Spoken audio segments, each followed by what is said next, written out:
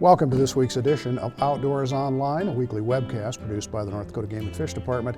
I'm your host, Tom Jensen. My guest this week is Assistant Wildlife Division Chief Casey Anderson. We're going to talk about car-deer collisions. You may have seen more roadkill, I guess, on the side of the roads this time of year particularly. Casey, why is it that people have to be extra careful this time of year? Well, we've got a couple things going on. You've got hunters out pushing animals around, and so deer, whether they're pheasant hunting or deer hunting, they're going to be pushing deer, moving them around in different places. The other thing you've got going on is the rut is going on and starting, and so bucks are searching out does, and does are just moving around too. Not paying attention. Yeah. Casey, it seems like there are some areas that are more accident prone than others, correct? Yes. Well, whenever you have a habitat source, there's going to be more wildlife around, whether it's deer or pheasants or whatever.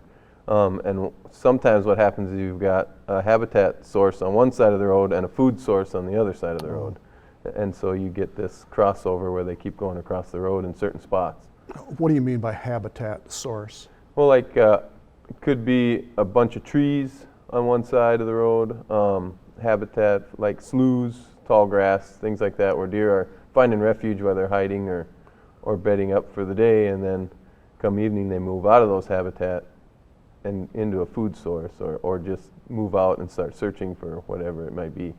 A lot of people will tell you that if you're driving, you're traveling along, you see one deer in the ditch or you see one deer cross the road, there's going to be more, so make sure you're alert. Is that true? Yeah, typically there's usually more than one. You know, sometimes there's just one, but what you usually see happen is a deer crosses in front of a car and they keep watching that deer, and all of a sudden another one jumps out in front of them that they never saw because they didn't look down the road. They watched this deer cross the road. You know, once the deer's crossed the road, that one you don't have to worry about anymore. It's the next one coming. So generally they travel in packs and or maintain your alertness as you go. Packs or like a doe and a fawn is typical. You know, they still have their fawns with them. Sure. And so you'll see the doe cross and then the fawn legs behind. You know, and that's the one they end up getting. Yeah. You're driving down the roads. You know it's inevitable. You're going to hit one. There are do's and don'ts for if you know you're going to hit a deer. Right. Typically, if there's a deer in front of you, you want to just brake. You know, slow down as fast as you can. You don't want to swerve. And the main reason there is you could either lose control of a car when you swerve and make things worse, or if you swerve and happen to cause an accident, it's your fault. Like, the deer's not at fault for you swerving. And so what you want to do is just brake and try to stop, and hopefully the deer moves out of the way before you get to that point, or you're going to end up hitting the deer, and that's better than crossing and hitting somebody head on or rolling your vehicle and possibly causing more injury to you or someone else. This brings up an interesting question. What should you do if you hit a deer? There are certain things that you have to do. Yeah, well, if you hit a deer, of course, and there's human injury or enough damage to your vehicle, you're going to want to report it for your insurance purposes or anything like that.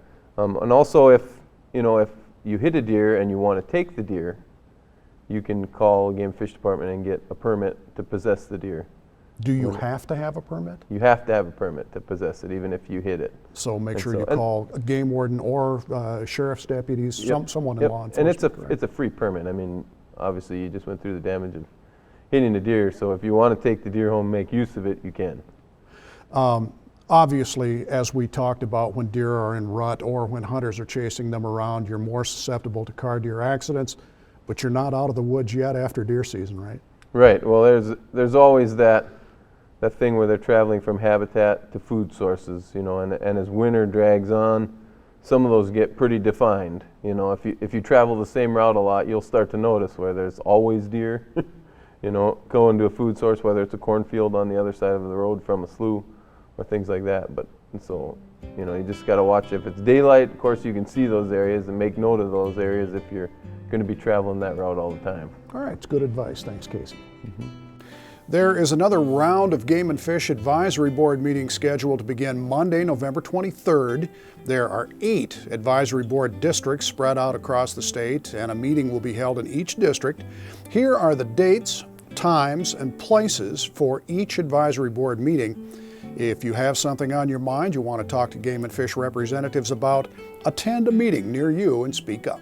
For Casey Anderson and the rest of the staff here at North Dakota Game and Fish, thanks for joining us for Outdoors Online.